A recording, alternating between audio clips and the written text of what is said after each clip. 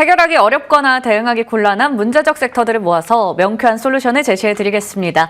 오늘의 문제적 섹터 해결사 FR자산관리 길건우 대표님과 함께합니다. 대표님 안녕하세요. 안녕하십니까. 네, 오늘 시장이 좋습니다. 첫 번째 주제 먼저 열어볼 텐데요. 반도체 이야기 시작해 보겠습니다. SK하이닉스가 마이크로소프트에 HBM3E를 단독 공급한다는 소식에 80만 닉스가 코앞입니다. 29일은 IT투톱의 실적 발표 예정으로 그간의 성과와 향후 전망을 엿볼 수가 있죠.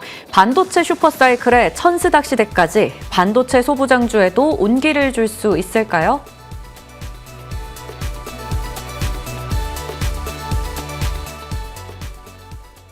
네, SK하이닉스 대단합니다. 불을 뿜고 있는 오늘인데요. 우선 마이크로소프트 차세대 AI 칩에 HBM3E를 단독으로 공급한다라는 소식이 나오면서 오늘 굉장히 강한 시세를 장 초반부터 보여줬습니다. 80만 원에 거의 임박을 한 만큼 이제는 우리가 90만 닉스라는 숫자도 좀 볼 수 있을까요? 어렵지는 않지 않을까.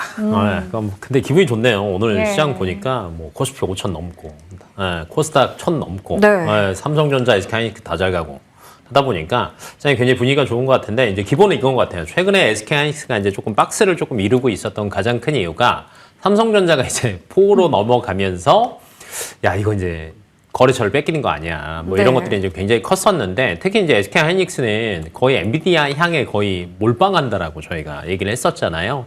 근데 이제 우리에겐 마이크로소프트도 있다라는 걸 조금 보여주면서 확대되는 모습을 보여줬기 때문에 아마 삼성전자의 흐름을 조금 이어갈 수 있지 않을까라고 보고 있고 아마 이번에 이제 실적 발표가 29일 날 둘 다 발표를 합니다. 근데 SK하이닉스 같은 경우는 잠정 실적 발표를 안 했거든요. 네. 근데 숫자는 나쁘지 않을 것 같아요. 우선은 뭐 당연히 뭐 영업이익이나 높게 나오는 건 당연하겠지만 저는 무엇보다도 영업이익률이 아마 4분기 때 50% 넘어갈 것 같습니다. 뭐 이런 수치까지 보여준다라고 하면 야 엔비디아 하나에만 팔아도 이 정도 나왔는데 이제 MSA까지 판다라고 하면 예. 나쁘지 않은 거 아니야? 그리고 이제 4에 대해서 지금 삼성전자가 이제 공급한다라는 얘기가 나오면서 살짝 조금 주춤했었는데 야 그러면 SK하이닉스도 이제 얼마 남지 않았어 라는 게 조금 시장에서 활성화가 되면서 지금 오늘 최고가가 79만 3천도 잠깐 딱 터치를 했었잖아요. 예. 80만 원 넘어가는 거는 어렵지 않지 않을까라고 보여지고 있고 이제 90만 원을 가는 조건은 심플한 것 같습니다. 나머지 빅테크들이 수주를 네. 넣냐 마냐. 네. 근데 이거는 삼성전자에도 동일한 조건이라서 결론은 둘 다 잘 갈 수밖에 없는 구간이다라고 보고 있습니다. 네, 시티에서는 90만 원에서 140만 원까지도 맞아요. 목표 주가 상향했어요. 80만 원은 뭐 당연한 수순이 될 것 같고 90만 원 선도 무리가 없다. 마이크로소프트까지 이제 고객사로 확보한 만큼 앞으로 삼성전자든 SK하이닉스든 빅테크 쪽으로 고객사 계속 발을 넓히는 맞아요. 게 중요한 포인트다 짚어주셨습니다. 조금 전에 실적 이야기도 간단하게 해주셨지만 SK하이닉스는 잠정 실적을 내진 않았죠. 맞아요. 하지만 영업이익률이 50% 정도 나올 거다 얘기를 해주셨고 삼성전자 잠정 실적 좋았습니다. 네. 그럼 29일에 실적 발표 이제 HBM 쪽에서 누가 승기를 잡을까 뭐 이런 것도 엿볼 수 있지 않을까 싶은데 전망은 어떻게 나오고 있나요? 둘 다 우선 전망은 좋습니다. 한쪽은 기존에 너무 잘 팔아서 예. 영업이익률 정말 빵빵하게 올라가고 있고 그다음에 나머지 한쪽은 항상 HBM3E에서 계속 후순위였거든요. 거의 이제 보면 한 1년 반 동안 될 거야 퀄 테스트 이 얘기만 계속 들렸던 것 네. 같은데 이제 4부터는 뭔가를 보여주고 있고요. 삼성전자 같은 경우에는 사실은 4로 빨리 넘어가기를 바랬을 수도 있습니다. 이유인즉슨 3E에서 기존의 SK하이닉스가 이미 선점을 했고 이 기술에 조금 맞춰야 되거든요.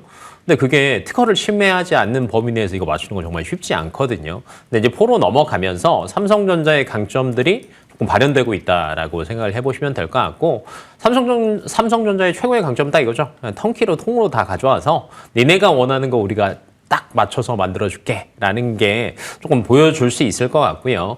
아마 이제 실적 발표는 어느 정도 주가에는 반영이 됐다라고 보고 있고 다만 실적 발표하고 나서 우리가 1분기 때 이런 좋은 움직임들이 보여지고 있어서 아마 조금 더 기대치는 올려도 좋을 것 같대 라는 이야기가 조금 나올 것 같아요. 그렇다라고 하면 뭐 29일도 실적 발표하고 뭐 세론 이게 아니라 조금 뭐 보합이나 조금 더 올라가는 수치가 보여질 것 같고 그리고 확실하게 여기가 둘 다 괜찮다라는 수치가 나오면 최근에 소부장들이요 계속 눈치 보면서 올라가고는 있거든요. 네. 근데 시원하게 갈 것 같아요. 오. 네, 그래서 최근 들어서는 이제 반도체 투톱뿐만 아니라 소부장까지 온기가 조금 번지고 있으니까 26년도는 조금 좋게 생각을 하셔도 좋을 것 같습니다.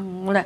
실적 발표되고 나서 세론이 아니라 오히려 더 이제 탄력을 받을 수 있고 그러한 온기가 소부장으로도 퍼질 것 같다 말씀해 주셨습니다. 오늘 반도체 장비 쪽도 상당히 이제 맞아요. 강한 시세를 나타내고 네. 있는데요. 그럼 이 반도체 슈퍼사이클의 실적도 좋고 천스타까지 소부장주는 우리가 좀 더 전략을 세세하게 세워본다면 어떻게 좀 추려봐야 될까요? 네, 대부분 비슷한 상태인 거는 같아요. 네. 이제 우선은 HBM이 3E도 마찬가지고 지금 4 넘어가면서도 굉장히 마진율이 좋잖아요. 그렇다라고 하면 삼성전자, SK하이닉스 입장에서는 이 후공정에 조금 패키징이나 등등등의 투자를 더 할 수밖에 없고요. 아마 이제 4로 넘어가면서 에이직에 대한 수주가 훨씬 더 많을 겁니다. 아마 빅테크들도 조금씩 나눠서 계속 삼성전자와 SK하이닉스에 아마 수주가 나올 건데 에이직의 단점은 사실은 전 하나라고 봐요. 검사. 네, 그러니까 거기에 맞춰서 로직을 설계하고 제품을 생산하기 때문에 검사 장비에 대한 수요는 훨씬 더 많아질 것으로 보여요. 그래서 뭐 여전히 후공정과 그다음에 검사 장비 쪽에 뭐 대표적인 건 이제 장비 관련주들 많이 알고 계시겠지만 뭐 한미반도체나 네, 그다음에 뭐 최근 들어서는 이오 테크닉스도 잘 가고요. 예. 하나 비전도 잘 움직이고 있고요. 검사 장비 쪽에서는 사실은 이제 파크 시스템즈 같은 경우에도 좋은 흐름 당연히 가져갈 수 있거든요. 그리고 장비에서 끝나냐라고 생각하실 수 있는데 소부장이니까 소재 부품도 있잖아요. 근데 최근 들어서 삼성전자와 SK하이닉스의 기존 4분기 실적까지는 조금 달랐어요. SK하이닉스 같은 경우에는 HBM 쪽에서 어찌됐건 꾸준한 매출 상승이 나왔었고 삼성전자 같은 경우는 최근에 좋은 주가 흐름을 보였던 게 레거시 쪽이었거든요. 그러면 둘 다 생각을 해보셔도 좋을 것 같아요. 여전히 괜찮고요. 그다음에 메모리 쪽에 대한 가격은 27년도에도 굉장히 우상향할 수도 있고 27년도까지 뭐 그래프상 우상향할 수 있다라는 리포트가 최근 들어도 굉장히 많이 나오고 있거든요. 그러면 26년도 실적까지는 걱정을 안 해도 된다는 겁니다. 네, 그러면 소재 부품 같은 경우에도 사실은 뭐 쿼츠나 세정이나 전구체 쪽 그러니까 대부분 알고 계실 거예요. 원익, QNC 있고요. 솔베 이런 기업들 같은 경우에도 꾸준하게 매출이 늘어날 수 있는 구간이다 보니까 조금 안전하게 접근을 하셔도 좋을 것 같고 최근에 종목 순환이 조금 빠르잖아요. 그러면 장비주들이 계속 우상향을 하는 건 아닙니다. 중간중간에 다른 섹터 뭐 로봇이나 바이오나 2차 전지나 잠깐 갔다 올 때 주가가 조금 빠져요. 근데 과거에 빠지던 것보다 세게 빠진다라고 해서 놀라실 필요는 없으실 것 같고 되려 그 시점을 매수 포인트로 잡으시면 좋을 것 같습니다. 네, 좋습니다. 후공정 쪽에 대한 관심도 검사 장비 쪽 추려주셨고요. 오히려 좀 밀릴 때마다 우리가 모아가는 전략이 좋을 것 같습니다. 반도체 이야기 맞춰보겠고요. 오늘 또 뜨겁네요. 통신주로 넘어가 보도록 하겠습니다. 미국의 웰링턴이 KT에 이어 SKT의 지분을 대량 매수했습니다. 국내 2통 3사 주가는 장 초반 나란히 강세인데요. 실적 시즌 배당 상향 기대와 내수주 선호 등의 증권가도 통신주의 투자 매력도를 높게 봅니다. 통신주 본격적인 저평가 해소 구간인가요?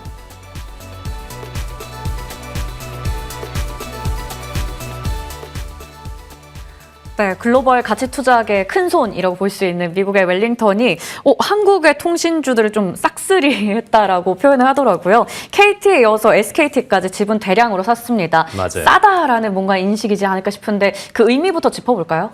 우선은 당연히 이제 좋게 시장에서는 받아들이고 있는 것 네. 같아요. 이렇게 어찌됐건 근본적으로 가치 투자를 조금 하는 운용사에서 하나만 아니라 KT와 SK까지 이제 지분 예. 매입을 하면서 야 그래도 우리 국내 통신사들이 좀 평가 절하돼 있는 면들도 분명히 있었거든요. 근데 AI 시대로 넘어가면서 야 그래 통신인데 AI와 접목하면 사실은 활용할 수 있는 게 굉장히 많잖아요. 여기에서 이제 조금 베팅을 하고 있는 것 같고요.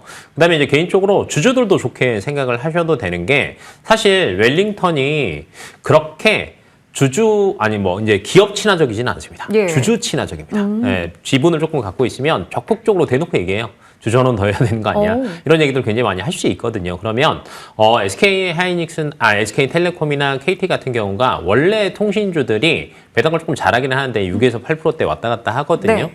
근데 아마 올해 넘어가면서부터는 이 배당률도 조금 더 올라갈 수도 있을 것 같아요. 그래서 여러 가지 상황상 본다라고 하면 이 지분 매수로 해서 딱 짧게 끝나는 게 아니라 앞으로의 이 친구들이 주주 환원을 위해서 얼마나 많은 이렇게 뭐 발언권을 가지고 이야기를 하느냐가 조금 포커싱이 될 것 같고요. 그다음에 LG U 플러스도 오늘 올라가요. 그거 궁금해요. 네. 야, 얘네 둘 샀으니까 우리도 사는 거 아니야? 라는 것도 네. 시장에서 조금 뭐 반영이 되는 것 같고요. 예. 사실 이제 점유율 순서대로 본다라고 하면 아직은 SK텔레콤이 사실은 굉장히 높고요. 네. 근데 이제 KT를 조금 먼저 샀던 거는 저는 이제 그것도 있었던 것 같아요. SK텔레콤 사태 조금 이렇게 그쵸. 조금 부담스러웠어서 가장 조금 안전하다고 판단했던 KT를 좀 먼저 샀던 것 같고, 그다음에 KT가 최근 들어서 보면은 AI 쪽 활용 쪽에서 본다라고 하면 굉장히 적극적이거든요. 그래서 여기에 조금 베팅을 한 것 같고요.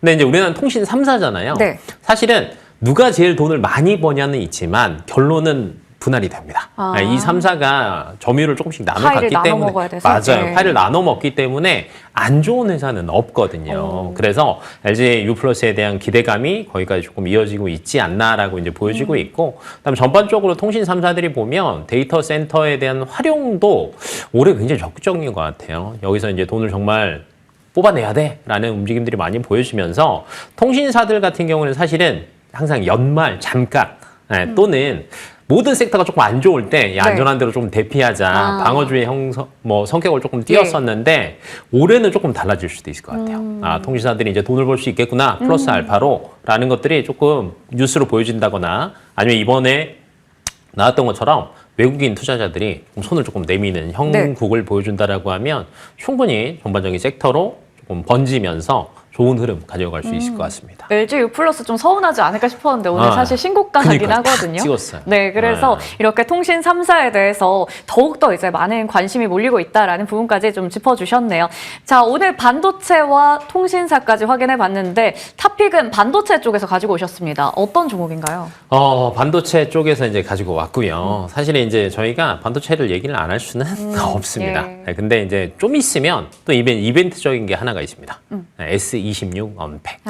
네, 그러면 이제 이때 온 디바이스 AI 하면 대장주들 다 기억하고 계실 텐데 제주 반도체 한번 가지고 와봤고요.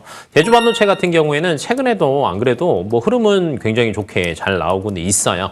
근데 이제 기본적으로는 이거죠. 저전력 반도체. 네. 그러니까 사실은 AI 쪽에서 전력 소모가 굉장히 크다라는 건 대부분 알고 있고, 오늘도 LS 일렉 같은 경우에 좋은 흐름 가져가고 있는 게 실적이 안 떨어집니다. 계속 좋은 흐름을 보여주고 있어요. 그래서 그만큼 전력 소모에 대한 게 빅테크들도 항상 고민거리인 거였거든요. 그러면 여기에서는 이제 반대입니다. 그러면 최대한 전력을 조금 더 적게 쓰는 방법이 뭐가 있을까라는 것들을 대부분 고민할 수밖에 없고요. 왜냐하면 에너지 생산이라는 거는 지금 당장 딱 되는 게 아니잖아요. 제일 빠른 게 뭐 태양광 풍력 이야기는 하고 있지만 그래도 2, 3년 걸리고요. 네. 올해부터 SMR이 미국 쪽에서 이제 공지사를 시작하는 구간들이 많이 생기고는 있는데 이거 상업화 운전하는 것도 사실은 3년 뒤입니다. 그러면 미리 그때 돼서 전력 쓸 거를 계산을 안 할 수는 없고요. 그러면 아마 4부터 에이직 위주로 많이 넘어갈 거라고 말씀을 드렸는데 이때 어떻게 하면 최대한 전력 소모 적게 할 거냐라는 것들을 생각을 안 할 수는 없을 것 같고요. 그다음에 이제 온 디바이스 AI S26이 사실 이번에 성능이 훨씬 더 좋아졌다라고 얘기를 해요. 뭐 아예 그냥 그 통신 뭐라고 하죠? 인터넷 연결이 안 돼 있어도 네. 웬만한 건 다 된답니다. 네, 비서 역할 다 하고요. 이미지 생성하고요. 통역까지 완벽하게 이제 할 수 있다라고 하니까 이제 해외 나갈 때는 공부 안 하셔도 될 것 같아요. 네, 딱 좋네요. 들고 가서 네. 통역 딱 바로 하고 뭐 이런 정도로 좋은 성능을 보여준다라고 하니까 그러면 다시 온 디바이스 AI에 대한 게 굉장히 수급이 집중될 수 있는 구간이다 보니까 네. 제주 반도체 조금 더 탄력을 받을 수 있지 않을까라고 개인적으로 보고 있습니다. 그럼 가격은요? 가격은 사실은 직전 전고점이 한 35,000원 정도였거든요. 네. 근데 이거보다는 조금 사실은 더 업사이드를 보셔도 될 것 같고요. 그러면 한 15% 정도 업사이드 본다라고 하면 한 4만 원 정도까지는 언팩 행사 이전까지는 수급이 굉장히 좋을 것 같아요. 다만 저희가 이제 조금 생각을 해야 될 게 언팩 행사 끝나고 나면 사실 조금 수급이 떨어질 수도 있습니다. 그래서 행사를 기점으로 조금 전에 차익 실현을 하시는 게 좋지 않을까 싶습니다. 네. 언팩 행사 기점으로 네. 해서 차익 실현해야 된다라는 부분도 짚어주셨고요. 제주 반도체 오늘 탑픽입니다. 목표 주가는 4만 원, 손절가 28,000원 기억해 볼게요. 지금까지 FR 자산관리 길건우 대표님과 함께했습니다. 저희 성공 마감 전략 1부에서 준비하는 순서는 여기까지고요. 잠시 후 성공 마감 전략 2부에서 다시 뵙겠습니다. 고맙습니다.